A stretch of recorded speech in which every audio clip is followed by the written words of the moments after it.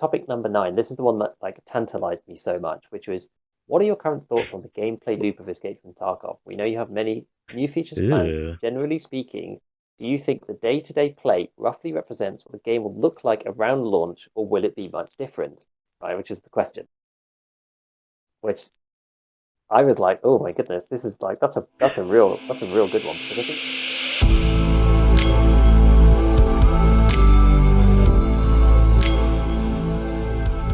Welcome to ScavTalk, an Escape from Tarkov podcast with a focus on the continuing development of the game, patch note analysis, theory crafting, and general gameplay discussions. My name is Church. I'm one of your hosts. I do content creation, video editing, and occasional live streaming. And I'm GigaBeef, a Tarkov YouTuber who's trying to help other people get better at Escape from Tarkov and is also on the road, which, as an audio listener, you may not be able to see, but I'm just sat in a random room here, and we'll see how it goes. And welcome to the show. Giga, it's great to have you, man. Last episode I got confused because I remember we had some discussion about you, whether or not you were going to call in for the show. So I'm really glad that you're able to, and I hope you are having a good time with your family. Yeah, exactly. I mean, I was thinking about whether we should make it work or not, and I really wanted to keep it up because I think I said to you offline, like I'm a stickler for keeping to a schedule. Once I've said I'm doing something, then I hate to go back on it. It really sucks. So um, we can make it work, and there's loads of stuff to talk about this week. So I'm really pleased that we've been able to Absolutely. do it. Yeah. So yeah, let's jump straight into the news, man. Yep. So the big topic, factory expansion, the Nikki leaks as they're called. Yes. I saw Dan Exert, actually, a friend of the show. He did a YouTube video and did a live on stream where he's sort of like mapped it out with the pictures and like went in offline mode on factory and like put two and two together. Because I was looking at the screenshots and I was like, where is this at? Like, have they just completely changed the whole entire map? But dude, it looks great. Like, I'm really excited because it seems as if they've like taken that area where the I don't know how you describe it, like the opposite corner from Office, or like the opposite wall from Office, right? And they've like Yeah. knocked all that out and just opened it up and pushed it back. And then it looks like there's even going to be a whole new underground. I don't know if you saw that. And then you got the labs Terra group moving in, and the tents, and like the lore involved. Like I'm really excited for it. I think it's going to be super cool actually, because one thing that I was slightly worried about with the factory expansion was that it was going to be too big and it was going to kind of lose that factory feeling. But Yeah. yeah, as I said, I've not been able to see as much, and I looked at those pictures like this week in general, but I looked at those pictures and was also a bit like, oh, okay. And you sent me that video, which I did watch, and Oh if you yeah. guys haven't checked it out on Dan Exit's channel on YouTube, go and check it out because it's really really good because he goes through and as Church says, he breaks it all down. But like the way that it looks to me is, as you say, it's that wall by the Postman Pat little bunker Yes. just getting knocked Yes. through, Yes. and it does look as if, and maybe there's more stuff that we haven't seen yet, but it does look as if it is just that one room. So it's if you take the room with the three silos with Postman Pat in it, and you copied that across through that wall, you've got the helicopter Yes. crash on the other side. It seems to be about that big again, and it's pretty cool because you've got that ramp that goes down in the middle from the screenshot, which actually links into the existing tunnel system and looks like you can continue to Yes. go further as well. So I think the way it looks is really cool.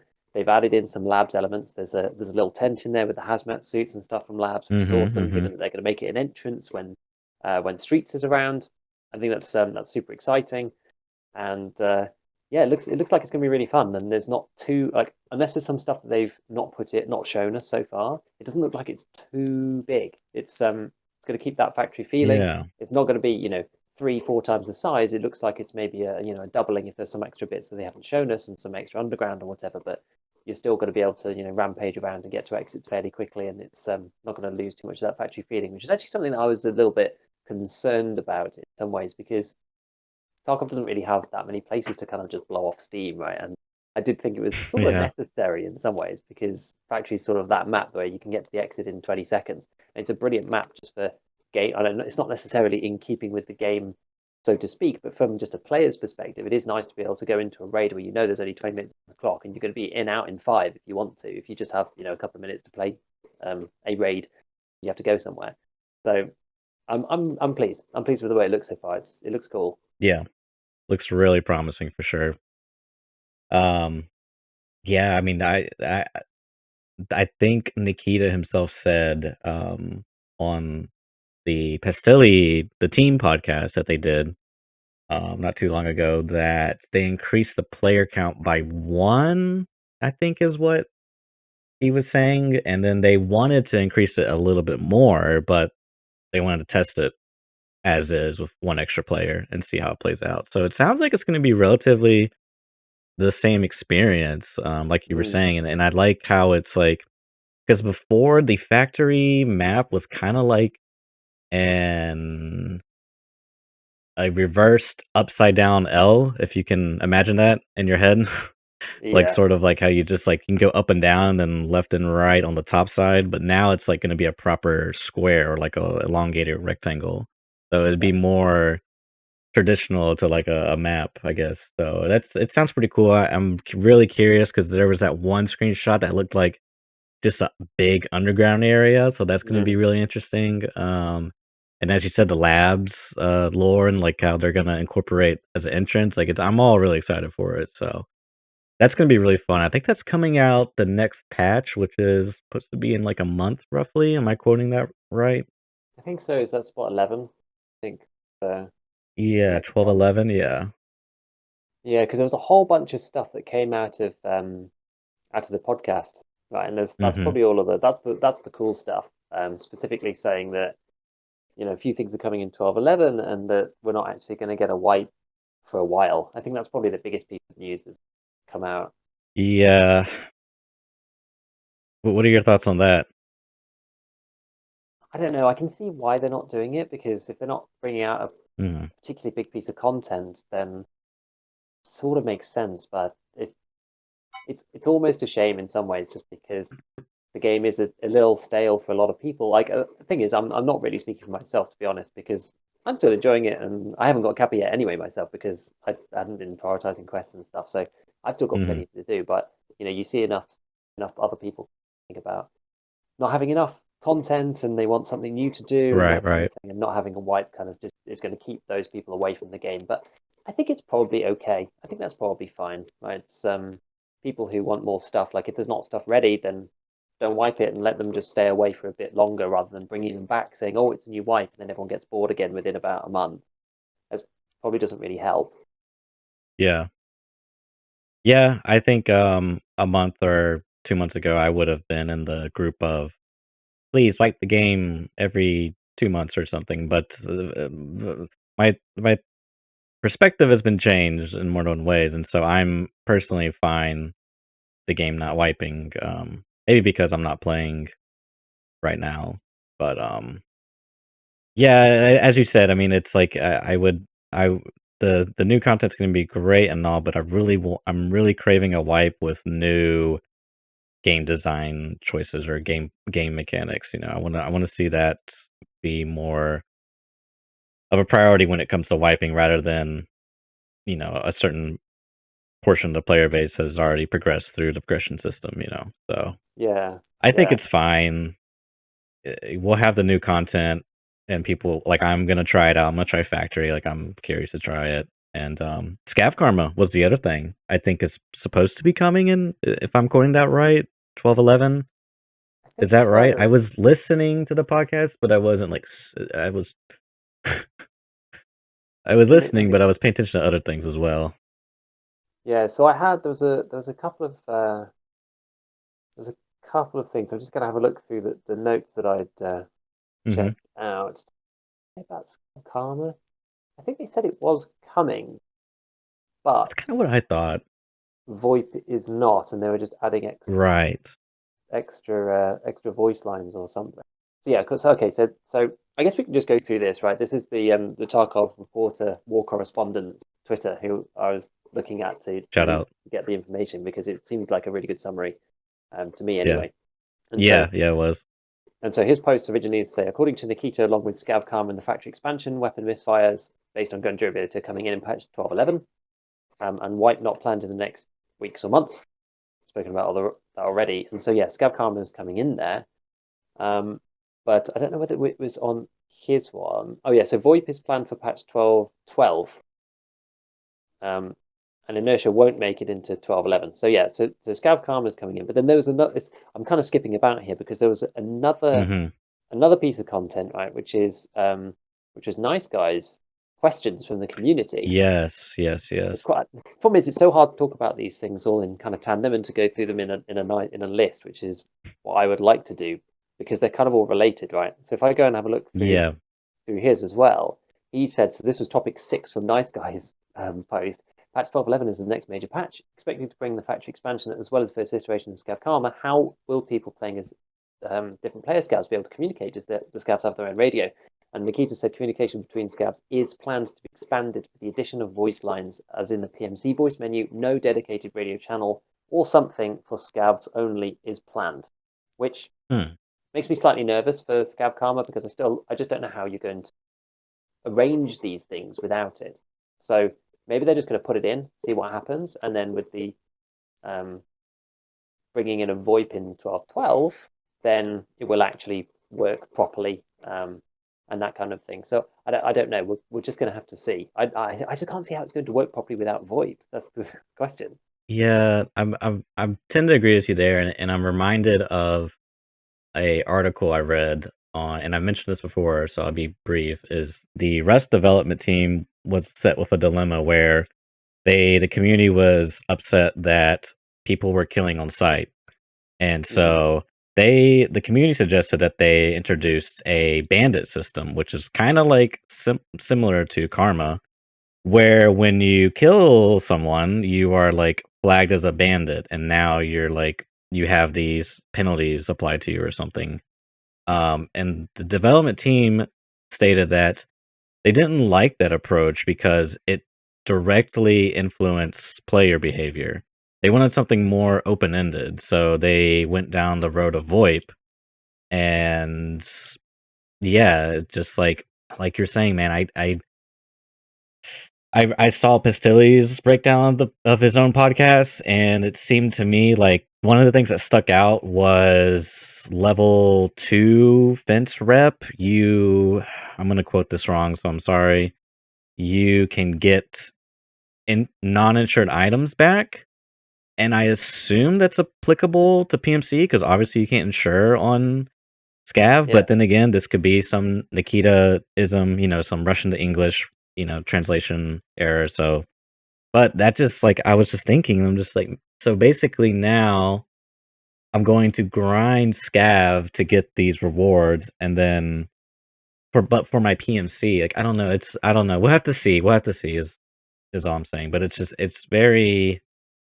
We'll see, man. We'll see. I don't know. Yeah. I hope it works out, but I'm just very skeptical of the whole system being able to accomplish what they want by itself, just the system in place. So yeah, it's gonna be difficult. I don't know why, as I said, that they're splitting up Scav Karma patch and the VoIP patch. I would have thought it would make more sense to just move Scav Karma into the patch with VoIP. I don't really see any advantage to doing it the way they're doing it, but we'll see. Maybe they want to iron out those bugs first before VoIP comes in and people properly, and they want the system in place and they want to get rid of those bugs first. So I don't know. And maybe even they've been testing Scav Karma on ETS, and maybe they want to iron. They haven't even gotten to the point to test out VoIP on ETS early test servers. Yeah, so that's definitely a possibility for sure. Yes, exactly. Okay, so what else was there in terms of the Nikita patch? So it's factory expansion, one more PMC slot, which you already mentioned. Inertia won't make it into patch 12.11. VoIP is planned for patch 12.12, and Lighthouse being prototyped to the one released before in the summer before Street. That's what they're saying. Which is when I would estimate a wipe is the Lighthouse patch. That's kind of what I was thinking. I think that would make like sense. August or something. I think even I watched a Nice Guy podcast because he's doing the Tarkov morning show now. Yeah. And that's kind of what him and his chat came up with as a timeline is somewhere in August, Lighthouse will come with the wipe. And what's up, Ghost? Ghost just popped in my chat and started spamming clean emotes. He does this every time. Uh, so yeah, that's kind of my timeline. Is factory expansion around August, June, or July, maybe even later. We'll see Lighthouse plus a wipe, and maybe by that time we'll have Inertia slash VoIP. We'll see. VoIP's gonna be really interesting, man. I really hope it. Man, I almost feel like VoIP is coming a little too soon. That's just my Oh, gut really? feeling there. Interesting. Yeah, I just I feel like there's other priorities that the game needs to address to make VoIP more meaningful. Because if, for example, if the idea of VoIP is to help people communicate, work together or not work together, it's like if the progression is meaningless, if I have all the money, if like money's not a problem, Mm. then I'm not really incentivized to work together with someone, So Yeah, that's well, kind of maybe my maybe this is why they're doing it in the order they're doing it, because kind of would Mhm. matter more as a scav in the first place. They want to make sure that the system works first, Scav Karma, so that then when VoIP is added, people then actually use it for what it's for. And they want to tailor the Scav Karma system, amend it and tweak it how they want VoIP to be used. And so when VoIP gets added, the Scav Karma is kind of already finessed a little bit, and then it will make a bit more sense. That's kind of what I would hope anyway, and we'll see. I mean, did you see? There was actually a video, another nice guy video. I mean, we're going to reference him a lot because obviously he's putting out a lot of stuff about firstly just news in general, but secondly he's got probably one of the. I mean, this is speculation, but I imagine the way that he views the game is probably one of the closest representations of how Nikita thinks about the game, and he's got he's just spent a lot of time thinking about how the end game should look, how it would feel. And he did a video recently which was running through a typical raid. I don't know whether you saw that, but it was honestly it was fantastic. It was like how a raid would look at the end state of Tarkov once everything's implemented and how it would feel. And that included map to map travel, a combination of PMCs versus scavs, the way VoIP would interact with different players, like why you'd end up going on kind of player-centric missions, that kind of thing. Like that, it was absolutely fantastic the way he put that together, um, and that made me Yeah. excited for the end state. I thought that was brilliant. Are And you referencing the video where he like sort of like lays out his vision for how the game will play out? Is that well, what he, you're he he referencing there? literally goes through an example of a series of raids, effectively, Yes. and it's the one that ends in streets, and you Yeah, I know think I remember seeing that. and he gets Tarkoved, or the PMC gets Tarkoved in street. But it's like it's just really nice because it's kind of like it's what you've said previously about making the game sandboxy enough to drive players to make their own quests without having to enforce a quest structure on the game. It's like, oh, I need some magazines for this particular weapon, so I need to go to this particular place to go and visit a certain trader who's only available in raid, like that kind of thing, right? Like Mhm. it's great when players create their own goals, their own missions, Yeah. their own content, that kind of. And his scenario kind of laid a bunch of stuff out like that, which I think is good, and that made me excited about VoIP, and so that was why I was hoping that the Scav Karma thing would incentivize people to use VoIP in the first place. That it's not just going to get added and then kind of pushed to the wayside by players because it's not necessary. Kind of like as you said, if you have all the money, why would you even use VoIP? You're just going to shoot somebody. Yeah. And yes, you do need more stuff in the game, but you need a way to kind of introduce to it. And I think Scav Karma might be that way because I, s- people, if they're using it as player scavs, then that's good.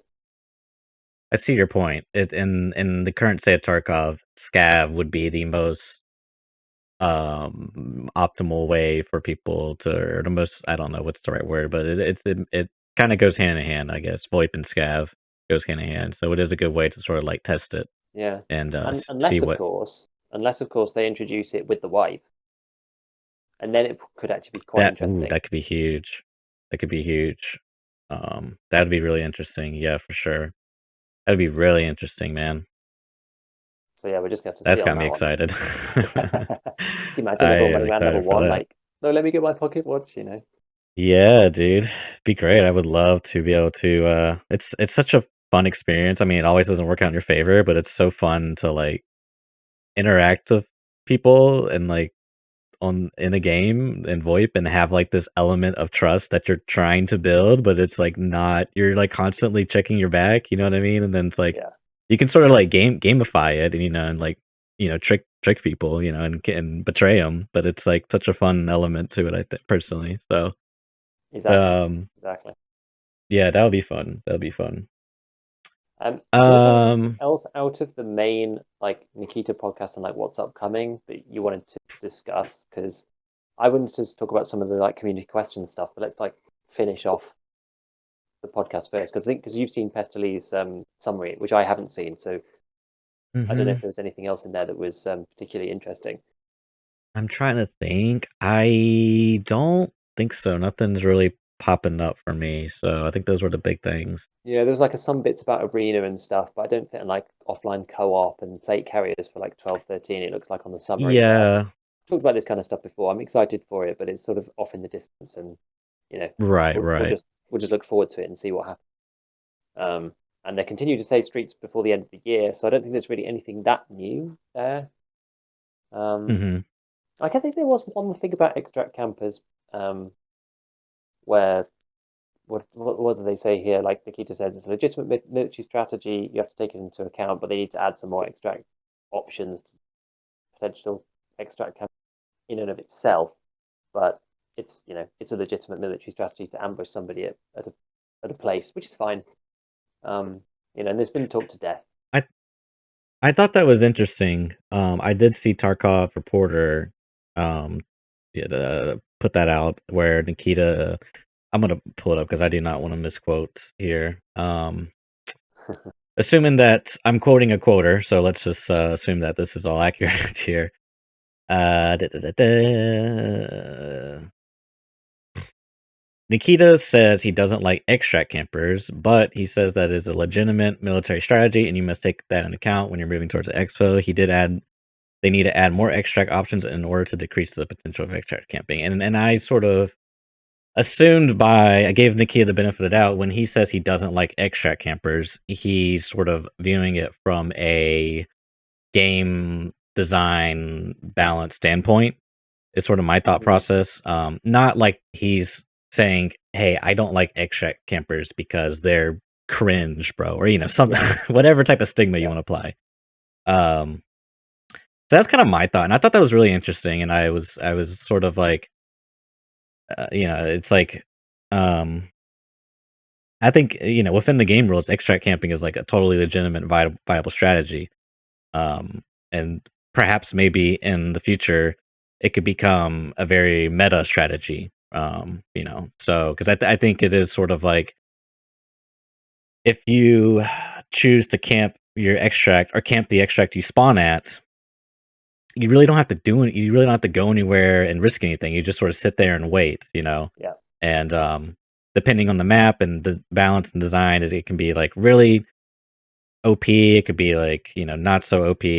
So it's I thought it was interesting that he sort of made a point to comment on that. So I thought that was interesting. yeah, yeah. But So we'll see if they add more moving extract on. thing to change or whatever. But yeah, Yeah. we've talked about it a bunch. I think yeah, the other one that I wanted to talk about because it's kind of like two things that sort of came at the same time. Which again, yeah, going back to Nice Guys one, which was the community question, which I thought was actually possibly more interesting than some of the stuff that came out of like the main podcast in some ways, because that's again, it's more about like what Nice Guys deal is, right? It's more about the vision of the game and what we can expect to see, even from a more kind of like meta perspective, not necessarily just like here's going to be this particular feature at this time and this feature this time, this feature this time. It's more just like what's your feeling about the game? Like what do you think about it? Like some of these questions I thought were really really well worded. Yes. Um, Yes.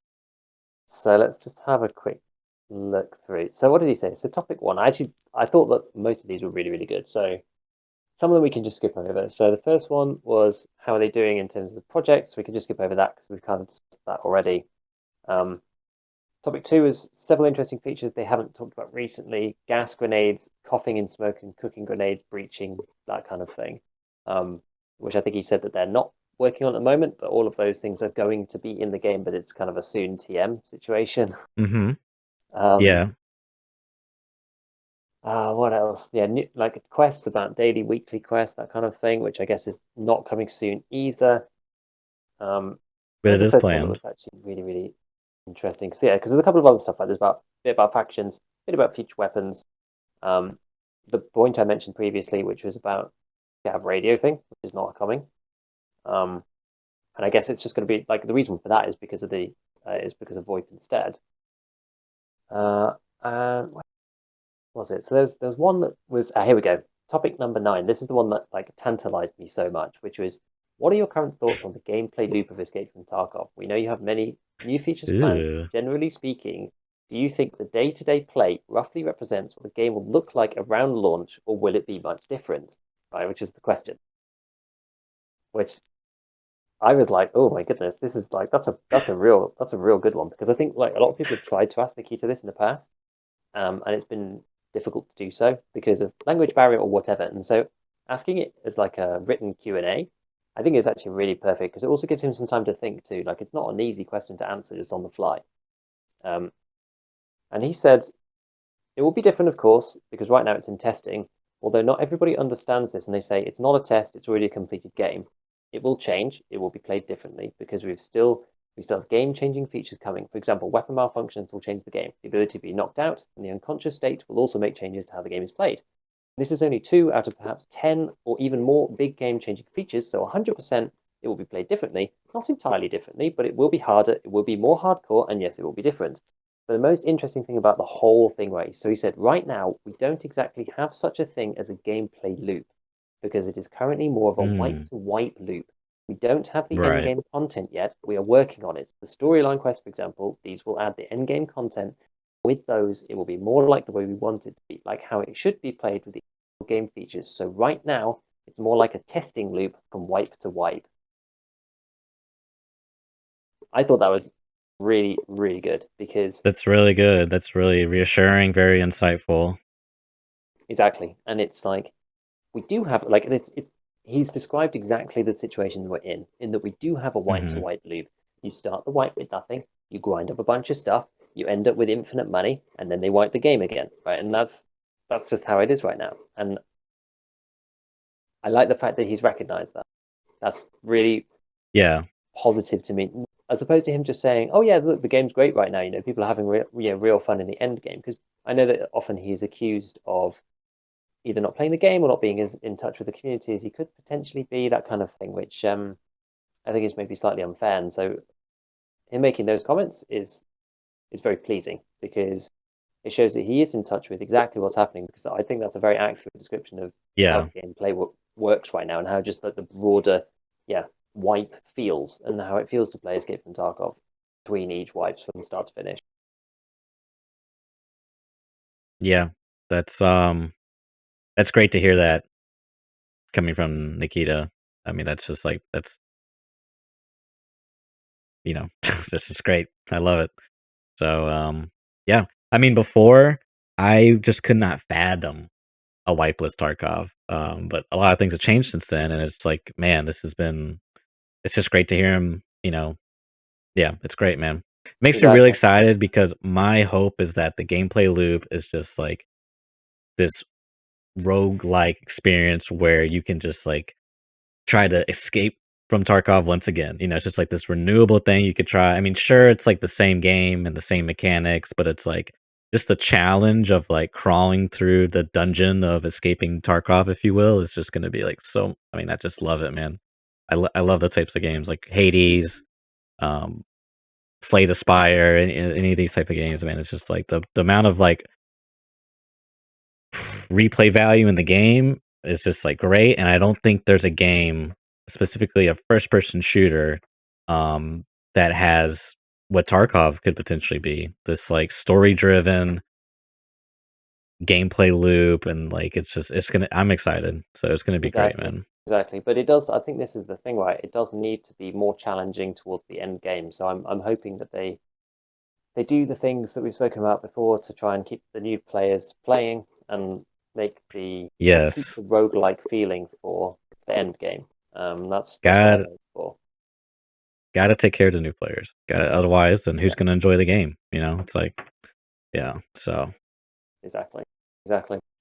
Yeah, I think there was only one other question that I thought was interesting, which was the follow-on one straight from that, which is the community seems to be split between rats and chads. Some are here to dominate PvP, others are here to survive. What do you think about people who are worried their interests aren't going to be supported? And he was just basically like, I don't really understand the question. People who are used to a simpler way of playing, if they're just going to chat about, that's not really what Skip and Tarkov is. Ultimately, is pretty much what he said. And then the game process are not made to make the game easier for those players, and that he doesn't really like metas. That's kind of what he said. He was basically like, you should be making your advantage like through your gameplay and the way that you're thinking about situations and your tactics and that kind of thing. It shouldn't be just because you've got like an overpowered weapon or whatever, because using like the game mechanics to do it. And I think again that's something that is on them, right? They have to fix that. It's not up to the players. It's up to them to change that. But I think again, like we've seen time and time again that that's kind of the way that he wants it to go. And given some of the other comments, I think I think we'll get there. And like I do think that slowly the game's going to get more and more hardcore over time. And we're just going to have to see, because the way that it works right now with the wipe to wipe gameplay, which I'm going to quote a billion times now because it's the official Nikitoism. With the flea market the way it is, it's just not the way that the game's going to end up being, right? You're not just going to be able to snap together a gun in 3 seconds as got 30 recoil and 80 ergo and just like run into red with best in slot ammo. It's just that's not going to happen at the end game. I'm pretty sure about that now, especially after seeing what he's say and the way that Nice Guy's been speculating about the game. And I think this it's good. It's going in the right direction. I'm definitely gonna check out that video because I didn't really finish the team podcast, but that video sounds way more interesting to me personally than what was going on in the team podcast. Not to hate on any of the people in that, but it was more like it was a different it's different, I'll put it to you like that. So anyways, that's really cool, man. I would definitely want to check that out. Anyone else who hasn't checked that out as well, like go to Nice Guy's channel and go and look at for sure. I can't remember the name of the video, unfortunately, but it's something like what community questions, or it's like what a raid in Escape from Tarkov should look like, that kind of thing. The community questions that one, is on the forum. The community questions is on the official Escape from Tarkov forum, and it's in written word format. Gotcha. I thought he also did a video going over those questions as well. I think he might have done, but I've not seen it yet. Well, I think he might have done one of his morning live streams, but because it's an hour long, I can't watch it. Okay. I'll put it in the description. I'll find both videos and even the forum one, and we'll have it in the description on the video side, and also on the audio side. I'll put it in the description as well. You can check it out for yourselves. There was something else I was gonna say, but it slipped my mind, so we'll just move on. Okay, if you remember, we can talk about it. Sure. Was there any other? I guess the one other thing I'll mention as far as news goes is they did a patch not too long ago, a couple days ago, where they fixed the hand bug animation, where sometimes you would reload or be doing a certain action with your hands, and then you'd be like frozen in that animation. You couldn't do anything. You just like run around with like your your silhouette stuck in your hand or whatever. So and apparently that game that's been a bug in the game way before, since I've been playing. It's been there for a while. So, and I've always assumed that was going to be something they were going to fix eventually. So it's glad to see it's getting squashed now. But that would be good. Better gameplay experience for everyone. Yeah, I haven't seen anybody. I haven't actually looked to see what people have said about that yet, whether anyone's actually had it or not, because I didn't used to get it that often, I have to say, but I have had it occasionally. It's pretty rare.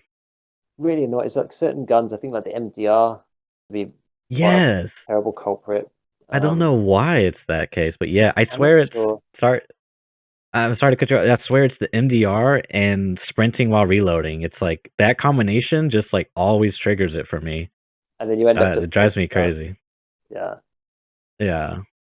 I had to restart in one of the toilets in reserve one time because I was like in a firefight and I tried to reload and I was just like and I'd like sprint off trying to find a bathroom and like stand on the stall and like Alt F4 and stuff. So hopefully that's gone because that was honestly one of the most annoying bugs. I remember what I was gonna say. When you were talking about meta, Nikita doesn't Mm. like meta. I wonder what he means by meta. Does he mean the meta?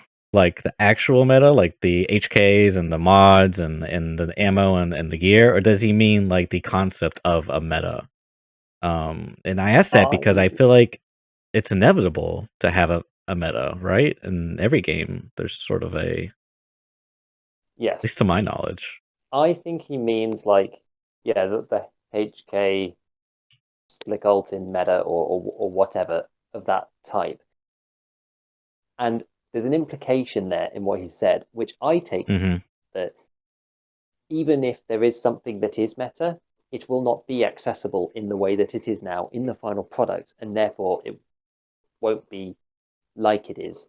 So like you could still potentially build that kit, but the armor is going to be super rare. All of the mods for the HK is going to take you forever to farm, so it's not going to be meta because you're just not going to be able to find this stuff. That's the way I interpret it. I don't know if that's right or not, but that's the way that I would think about it. That's kind of what I'm thinking as well, right? Because then now we have like this sort of like always a quest to get these really rare items, right? Because they're really valuable. That's always like a player driven, non written quest, So I think that makes sense to me in that context of what he's saying. Yeah, so we'll see how that plays out. But like I just again talking about the end state of the game, Hmm. some of these best in slot attachments, like I'm hoping that they're either going to be quest driven from a trader, say a daily, weekly task or whatever, to get a best in slot suppressor or stock or whatever it is, or they're going to be find and raid only in particular containers, dynamic loot wise that you might have to go to reserve to get whatever it might be, a particular foregrip or something. So you're not just be able to buy them off the traders and just piece them together to make yourself this meta gun. Um, I don't know, like lots of people have different opinions about it, but one of the things that I really enjoy is the early modding of these weapons for level 10, when you just have to put a gun together from bits you find. I think it's super cool. Like some people do genuinely disagree with me though and just don't find that as interesting. They like the choice and but I think the problem is that yeah, what some stuff is just distinctly better than other parts. They all kind of Oh, come at the same 100%. time, right? So if once you get because the traders are so kind of bucketed, it's like well you get access to Yeah. these three foregrips at the same time, but like because the money is not that different, you basically just choose the same one every time. So I'm excited for more variability. I think that's kind of what Nikita probably means. More variety in builds. You're not just gonna have people running the same build, carbon copies from YouTube Right, videos right. or whatever, over and over and over again. That's what I would hope.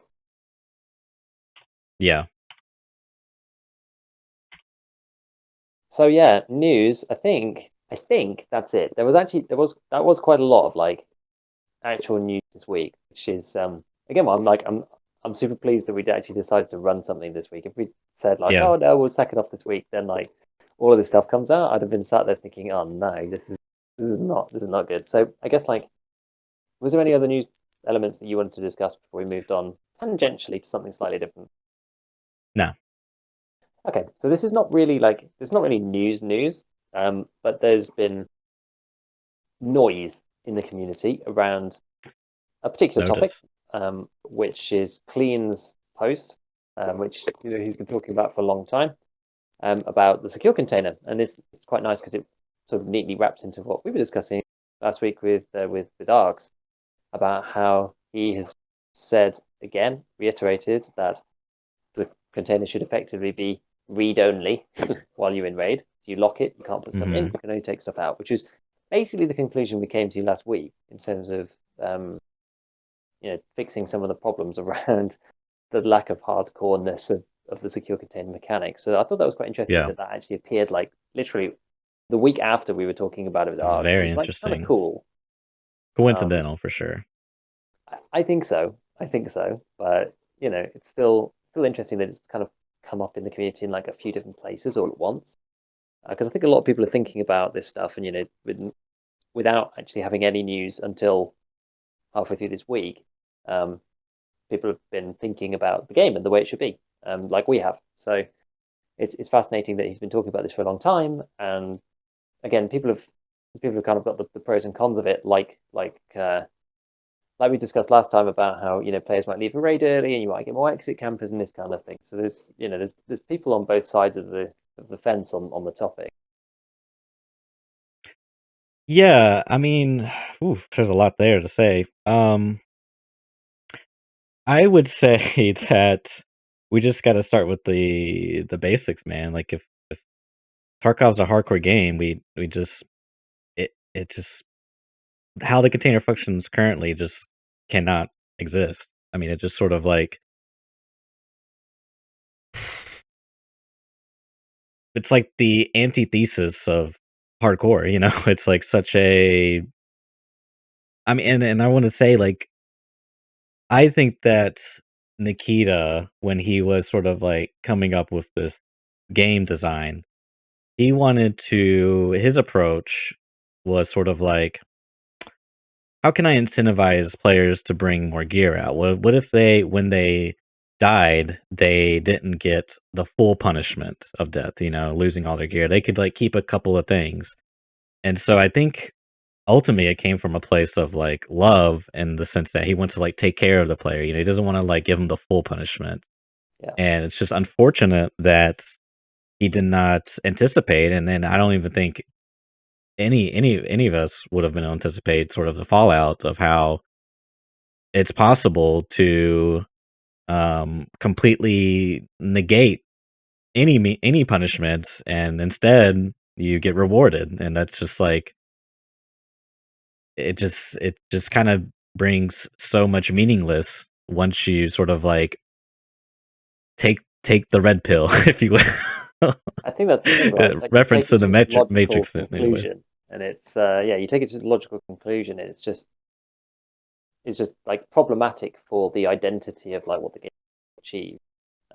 That's kind of my thinking. Yeah, it's like Yeah, because it's just so much discussion about like, well, will make it harder for players who aren't very good and die a lot in raid, and it's just like, well, yes, it may well do, but I think you can fix that and help people in other ways. I don't think this should be the crutch. Like there can be other ways you can make the game easier, right? And this is not one of it. Just get Prepper to give people more gear or something. I don't know. There's so many. Sorry. No, as in like if you're hitting rock bottom, then just get Prepper to give you some more gear or whatever, right? It's like yeah, give people a lower scav cooldown or something if you're under level 5. Like I don't know, there's ways to help new players and players that are not that good at the game without sacrificing, this, because it just the core essence of Tarkov. Exactly. Yeah. Exactly. Yeah, so, there's like to be clear, this is not an attack on new players or people that don't have a lot of time, or people that don't want to invest a lot of time. This is like just a fundamental issue with the game, and like the Tarkov experience, if you will. This sort of just like nullifies that experience, and it's I don't know, man. It's been tough because now, like, when I started playing Tarkov, you sort of like once you've done all the research and the learning, sort of like the veil starts tearing away. It's like you come in with a mindset like this is really tactical and shooting, and then like you sort of start to learn and adapt. Like, okay, based on how the netcode is and things of nature, maybe it's like playing a little bit more into some arcadey elements and like inertia not being in the game and things of that nature. So, anyways, but then it's like, man, I really like this game, but why am I not having as much fun as when I first started playing? And this is like sort of my experience, and I was like, maybe it's like too easy to get money, So then I started like diving into economic principles and then doing research there. And, I sort of came to the conclusion that, it's like the traders are the problem. They're not adjusting their prices dynamically. And then it's like, come to find out that was a thing in the past. That we've had a patch where the traders used to adjust their prices, but that we'll just say that did not work out. And so it's like, well, maybe it's like, well, okay, it's like let's like dive a bit deeper. It's not really an economic issue. It's more of like a progression issue. You sort of like progress too fast or progression's too easy. So then you start looking at like, why is this the case? And when I was looking at some flea market stuff, that's how I found Arcs, because he had an article on the old flea market era and the new, or sorry, the game progression before the flea market was in the game, and then afterwards, sort of like comparing and contrasting the two. And then that's how the whole container debacle started with me. It was like, because we started, I was like, dude, I need to talk to you about, I got some ideas. And so we went through these ideas. And then as we went through that process, it led to the container. And it's just like, wow, this like supersedes every other issue in the game outside of like servers, because that's not really related. But any like, progression, anything related to progression, this is like just a core issue, because it's like no matter what we do to the economy, to the traders, to the loot diversity pool, any of that stuff, this is still going to exist and it's still going to be a problem, right? Because it's like, and it benefits anybody. If you play 1,000 hours a day or whatever, you play 5 minutes a day, you're still equally affected by this, and the aspect that you can progress and not really lose anything, not get punished. To me, it's just like, man, we really got to get to a place where we all recognize this and BSG can feel comfortable, because I think it's very clear that Nikita sees this as an issue, but there's sort of this like hesitation or this fear of what could be the outcome, if it's not the community response. Yeah, I can see it in the discussions on the tweets. It's like when Clean made that post, like one of the common things, like the number one thing that comes out is like, well, what about the new players? What about the casuals? And by casuals, I assume in that context, we're referring to people that don't have a lot of time to play. And it's like, guys, we can absolutely take care of those people. It's just we do not want to compromise the vision, the experience of the game that Nikita is trying to give us. That's really what it comes down to for me. Like, I Yeah. can live with butt mad gamers. You know what I mean? I can live with like whatever, exfil campers, like whatever, and we can like deal with those things way down the road. But me personally, it's really tough for me to play Tarkov right now. It's really hard for me. Yeah. I feel like the only place that I would disagree a little bit is that I do agree that it's an issue and that it does go, it's galling it's like immersion breaking in some ways, right? To this kind of stuff going on. However, I wouldn't say it necessarily affects me and my gameplay that much, and that there are some elements that I do think are probably more problematic, but they're not as easy to fix in general. So, like as we've spoken previously, just about like the traders and the way that progression actually works. And I do think that things like that are probably, for me personally, bigger, broader issue to be fixed. But the thing is, right, because like how much does it actually affect me and my game, like my day-to-day gameplay in EFT? Not a great deal, probably because I don't do a huge amount of looting. But it's like those guys who are doing that kind of stuff are playing on the maps, they're running in and they're grabbing things, right? And so there's a subset of players who are playing the game in that particular way. And yes, it's something that should be fixed because it shouldn't really be done, but it doesn't affect me all that much. And so even though I completely agree with you, that it should be fixed and something should be done about it. I'm not sure if for me it's necessarily like number one priority of like ways to make the game more enjoyable and more fun. And I wouldn't say it like breaks my want to play personally. I know it's just different for everybody. And it is kind of annoying when you just run into some hatchling that's got nothing on them, and you're like, what is this naked dude just running around for? Right? It's just like weird.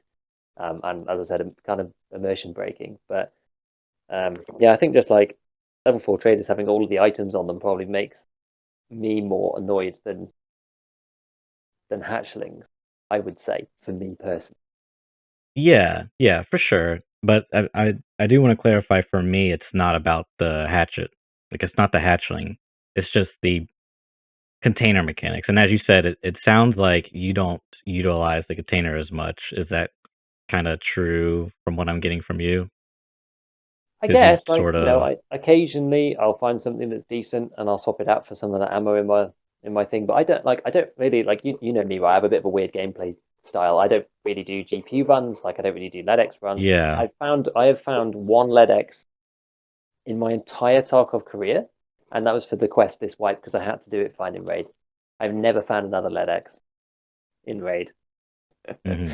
And I just don't, I never do those like high value loot runs. I just don't find it necessary. And I don't really find it that enjoyable either. I don't really know what I do. People ask me sometimes, but it's just, I think it's just like, I more enjoy like min maxing my kits and like developing the hideout and that kind of thing than actually going and just like running GPUs. So for me, it's not really a problem because like I might, find something that's like semi decent and just stick it in my container instead of like an IFAC and maybe whatever else is in there. But it's not like a major money source, and it doesn't really affect gameplay that much on my side at all. But I do play the game in a kind of weird way, so that's it's Yeah, it is interesting because it sounds like you min max more your ability to play Tarkov versus min maxing a mechanic in Tarkov, whether that's like the container or bunny hopping. I guess that could fall into like the skill category. I'm trying to think of some other examples. What's some like people like Airwing min maxes the economy really hard, like killed um and I guess the hideout too, which you do as well. But I guess you kind of see what I'm saying is it seems like you don't prioritize min maxing the potential of the container. Like for example,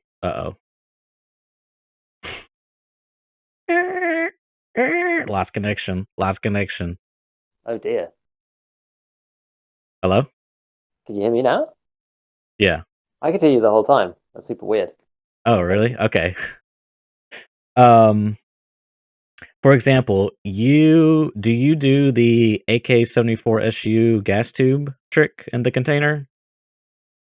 No, Do you do that at all? Really? no. Okay. You should try it. It's really effective because Is if that you the kill one a for like guy, attachments and stuff, like scopes? say again. Is Yeah, that for yeah. like If you keeping scopes? die, Yeah.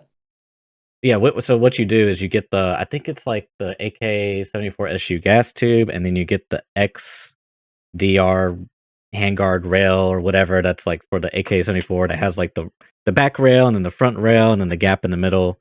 Um, you can put two tactical devices, a grip, and one big scope in the back, and then one small scope in the front. So you can fit like what is that, Hmm. 7 attachments, 5 attachments, 5 attachments on in that single slot. Like that's a lot of value, man. And so if you die, it's like that's like a third of your kit paid for. But that's not really the issue. It's for me. It's more just like yeah. Anyways, I don't know, man. I see what you're saying. I think is that you personally aren't as affected by that. That's not something you really prioritize in your gameplay. So you would Yeah. prefer more. Yeah, I think I see what you're saying there. Yeah, and that makes I sense to wouldn't me. say it's like a major source of money. I think that's the thing, right? It's just like if my issue is that the game is too easy because of, when you get to the end game, because money is just not a problem, then the container isn't the problem for me in any way. Yeah, I would say it's not a major source of money. I would say it's a major source of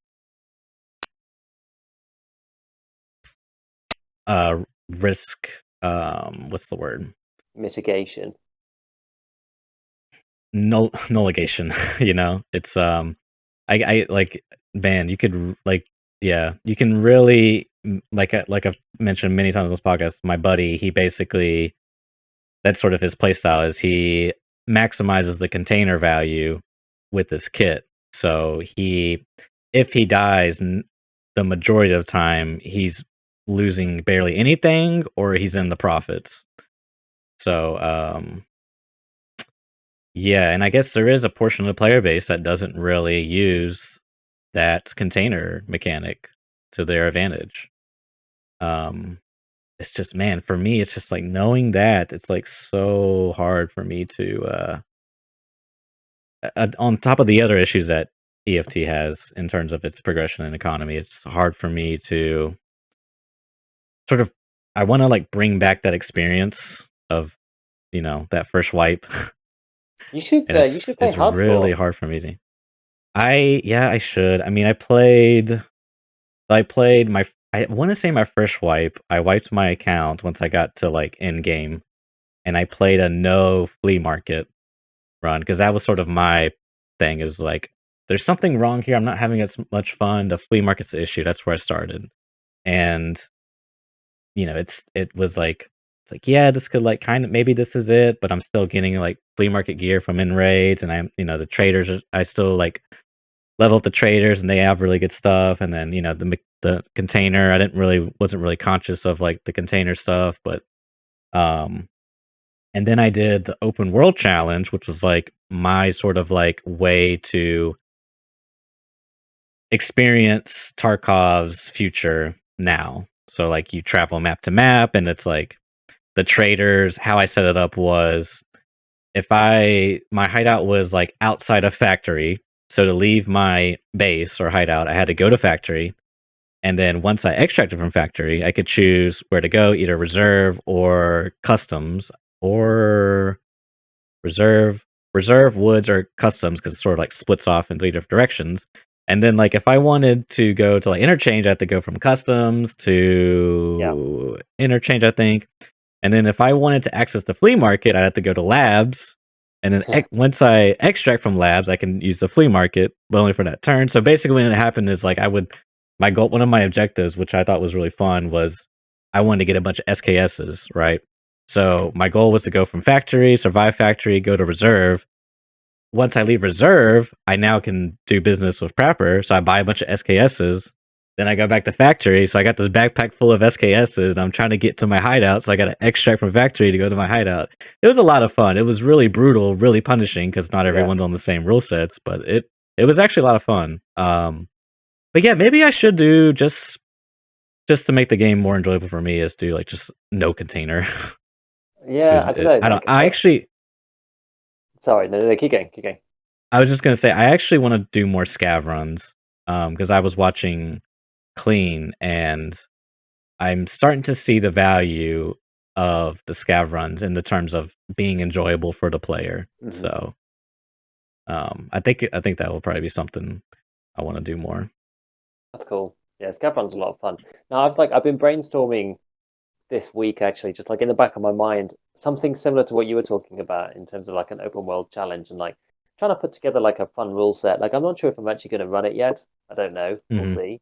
But I was thinking about it more after I saw the notes from the podcast with Nikita where he said the wipe's not coming yet and there's going to be like another month or two. And I was thinking, oh, geez, okay. I was kind of hoping there would be something soon and that they'd surprise us with like, you know, a new map or whatever, like next week or something like that. But seeing as that's well, I don't know. Who knows actually? To be fair, because last time he said there wasn't a wipe coming and then he did it. So we'll have to see. Yeah, you never know. But if there isn't, then I would be more tempted to try something like that.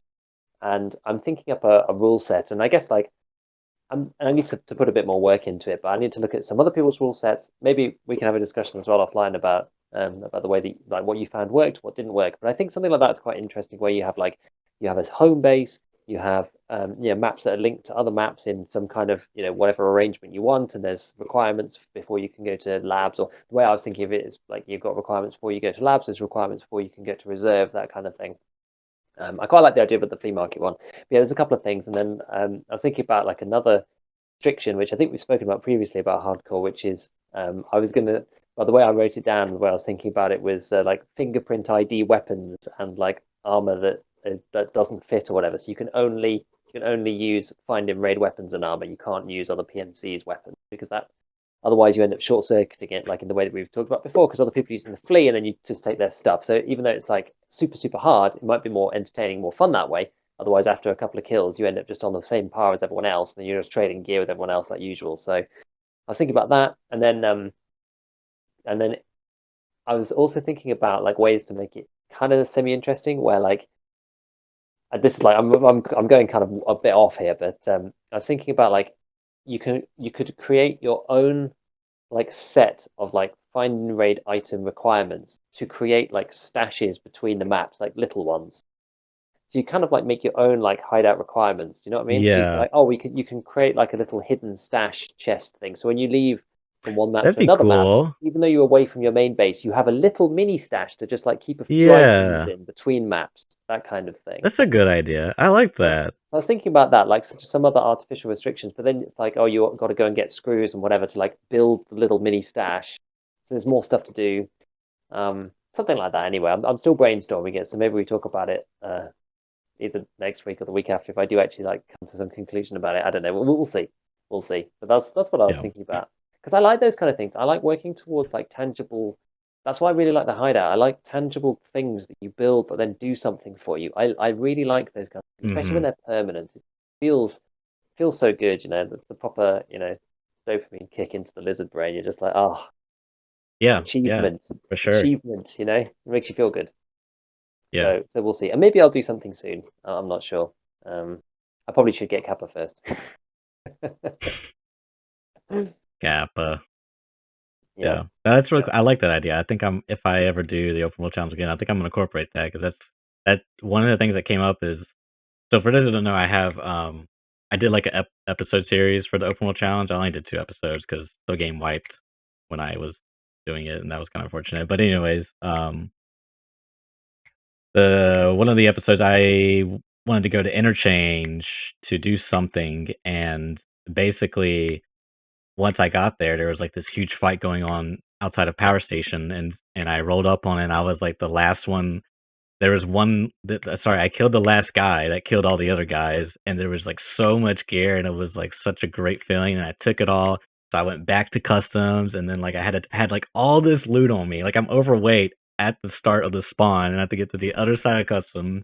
I make it there by some miracle, and then it's like, oh my god, here it comes the arena of factory. Because like, dude, factory late wipe is just like Giga Chad, Timmy, Giga Chad, So I'm just like, please let me make it. And I think I didn't make it. I died and I lost everything, and it was just like, oh, it was so brutal. But my point there was to say it was like so hard to like. I would like most of the time I would just be like factory, okay, back to hideout, dump all the loot. Factory, back to hideout, dump all the loot. Instead of like factory, customs, interchange, labs, make them because it's like, dude, that's like a long trek, man. Like Yeah. that's a lot of opportunities to fail. So I'll have to incorporate that. Sounds really cool, and we could definitely talk about that. I'd love to hear some of your ideas. But Yep. that's Yep. cool, man. That's cool. So, anything else? I guess there was only one thing that I wanted to mention as Yeah. well, extra, and I don't know if you had any questions about it, right? Because like I released my penetration, like the sort of advanced in-depth penetration Oh video yes, last weekend, yes. and I've been quite excited to do this because I mentioned my like initial thoughts about it in the first place on here about like the penetration sensitivity um concept and about how like a couple of pen makes a really big difference in some bullets and not on other bullets. Um, and yeah, I was just like really excited to bring that video out, and I think like yeah, I said previously, kind of like the crux of that whole video was like when is a level 5 armor? When should you ditch that and wear a level 4 instead? That's like full health, that kind of thing. Which the rule of thumb it turns out is something like 40% ish. So like 40% of the That level 5 is now, level 4 acts identically, which I was actually quite surprised as to how well it maps. It literally just like the pen curve, like the penetration chance percentage curve, just shifts sideways with durability, pretty much in a completely parallel fashion, and then it just yeah. sits on top of the level 4 100% penetration curve, like 1 to 1. So you're like, well, a 40% armor at level 5, it's exactly the same. It acts exactly the same as a level 4 armor at 100%. Amazing. And the same with level 6. And I think it's just because it's formulaically done, and a level 5 armor is just like, Right. higher on the chart. So Exactly. there's nothing Yeah. different about them innately. It's all calculated on the same thing, but there's like a variable that's just tweaked higher for level 5. Um, and you can get it Yeah. back down to there by taking the durability down enough. So that was quite Yeah. interesting. It was quite an interesting takeaway. Yeah, it was. I mean, it's like, yeah, that's definitely useful because now I'll know when to ditch the armor and take it. But it was also just like you said. I mean, it was I would have guessed like I don't know 60%. It would have been worth ditching it. Like I would have thought. Yeah, so that's actually really interesting. The one things that I wanted to know was what was the two armors you were comparing it to, or was it just in general class 4 It was in general class 4 or class because 4, class 5? yeah, I mean, because all that matters in terms of the pen chance is the percentage durability versus max. So a slick at half is the same as like a bastion extra armor at half. mhm. So it doesn't actually matter which one you look at, so long as you're and that's kind of the Oh, way that I phrased they're it both. too. I see, I see. Yeah, yeah, yeah, Yeah, so the percentage chance is the yeah. same because it's all relative. So at 100%, all I the got you. armors in that class are the same, right? So like a trooper is the same as like the ragman Yes. junk rig and all that stuff. And again at 50% durability, it's the same. But like obviously what matters is like the actual amount of overall effective durability matters, but that all that does is boost up what the total should be, and at half it's still half. And so that's kind of why like the whole video is kind of stated of like percentages of durability as well, because then you can just apply it from one thing to the next. Okay, well, it's 75% durability, a level 5 is X, and that's fine for a Corund or it's fine for a Gem 4. It's like it's the same thing. You just have to take that durability and look at what 75% of it is.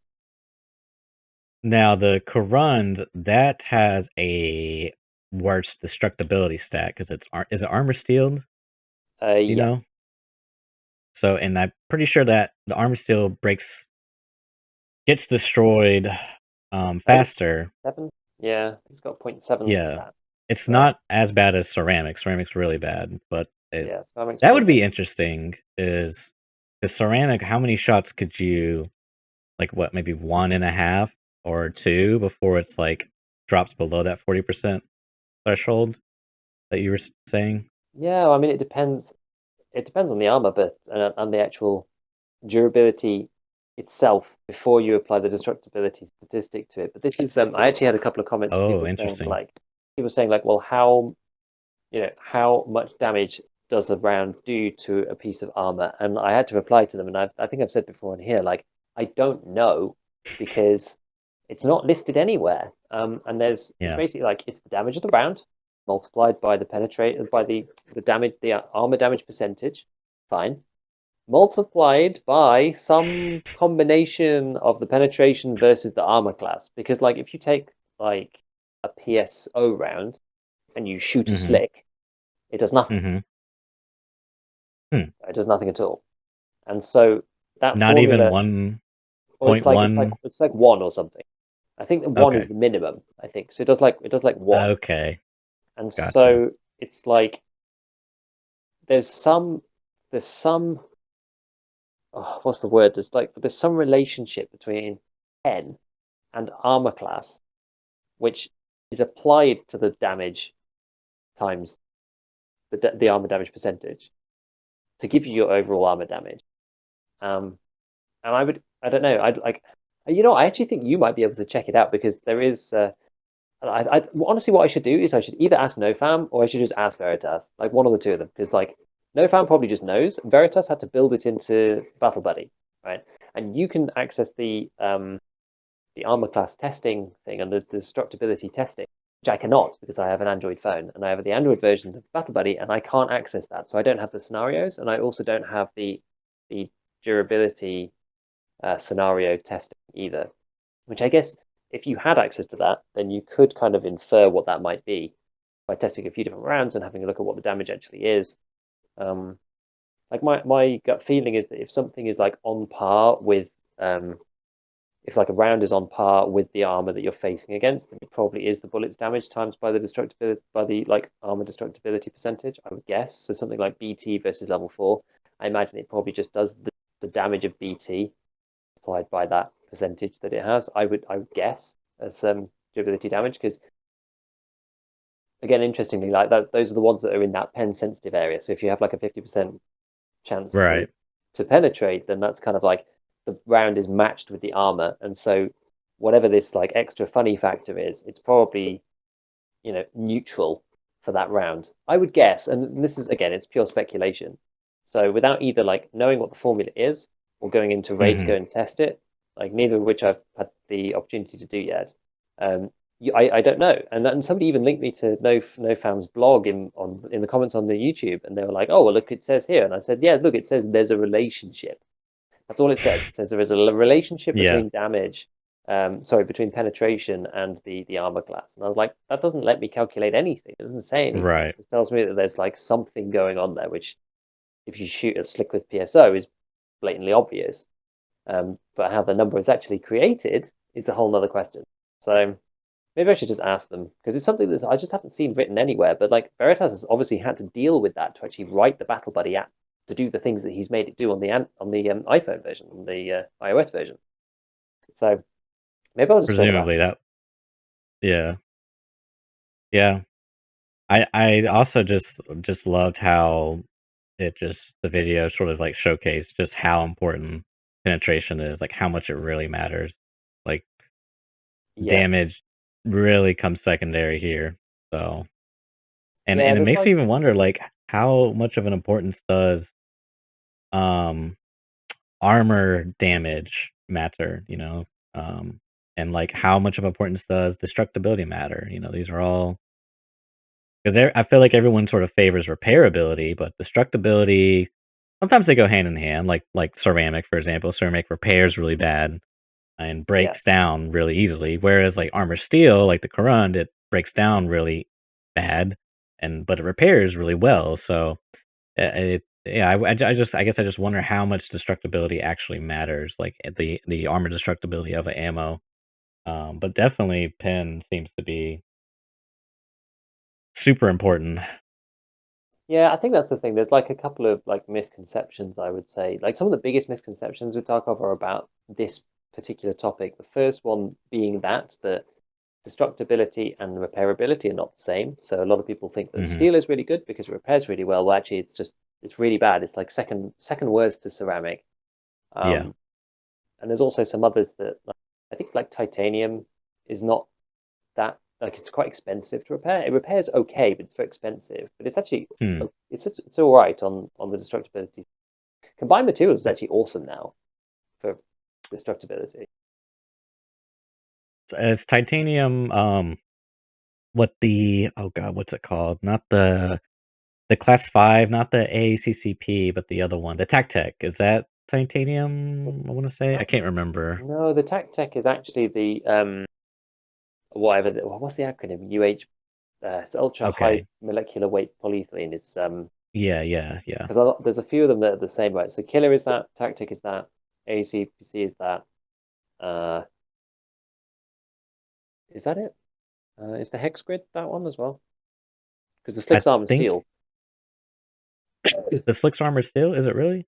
Yeah, but they have because the Slick's got 80 and the Hex Grid has 50. When you do the math on them, that's like they're almost identical. They're very, very close. Yeah, the Slick's just like slightly better. Yeah, I think so. I think it's like 3 points or something. Versus 140. Yeah, it's very close. So I think that's probably the first misconception. And the second misconception, which I find a lot, is that like people love wearing level 4 armor and they're like, oh well, you know, the trooper is really good and it's like got really high, so probably one of the highest, without going for durability numbers. It's got one of the highest durability numbers. But like you look at the video that I made, right, and like level 4 versus level 5, there's quite a big difference. Level 5 is quite a bit better than level 4, and it's like, sure, if someone's shooting you with a bullet that will get caught by level 4, then you're going to be all right. But there's an awful lot of rounds that are just going to go straight through. So it doesn't. Yeah. In those cases, it's just like it's a false economy in some ways. Wearing level 4. Yeah. I think like it's kind of overrated in some ways. I think level 4 is overrated, and sometimes level 5 is underrated because like there is like I remember there was a time when I used to run level 4 all the time. I was a trooper user. Especially.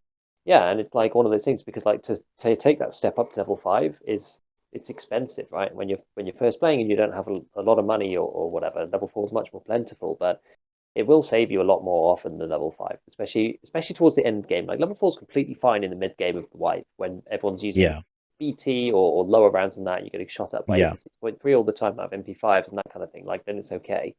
But as soon as people start moving up into some of the other rounds and M9 M855A1 starts to become really prevalent once people are getting some trader levels up, that kind of thing. Like you really should move up to level 5 really, if your budget can stand it. Unless you're just getting headshot all the time. Obviously its own thing. But I think I think that's the one thing that it shows, just like how good level 5 is versus level 4 and how good level 6 is versus level 5, especially if you're tanking a lot of the Yeah. It's a big gap. Big gap. And I think that's why M61 is just king for a lot of people. It's just like, doesn't matter what you're wearing, buddy. You're dead. Exactly. And I think like almost like more importantly about that, M61 in some cases for end game play is really like the only choice. Because even if you look at something like M995, which like in my mind you think, oh, this is the AP round.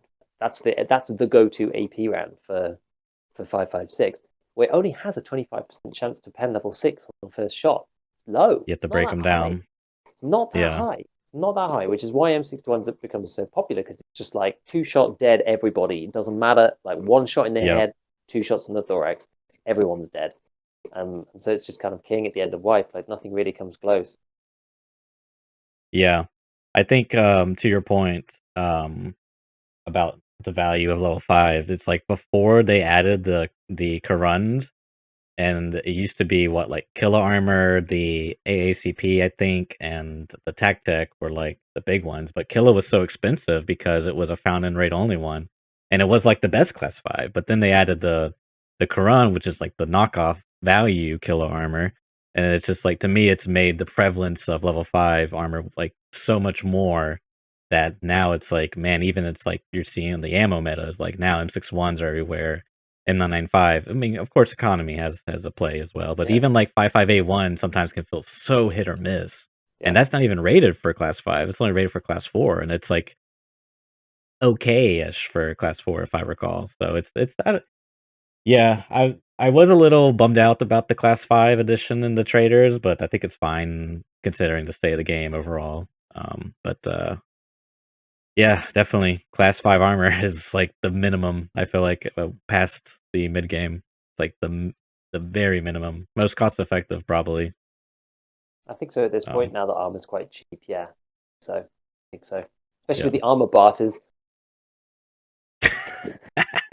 Shakes fist. Shh. I need my slick for half off. Cool. All right, man. Anything else you got? Wrap it up here. I think that's good. Without veering wildly off into a new topic, I think that's me set. Sounds good. Well, guys, we'll wrap it up there, and we'll catch you next week. Thanks for listening. Catch you later.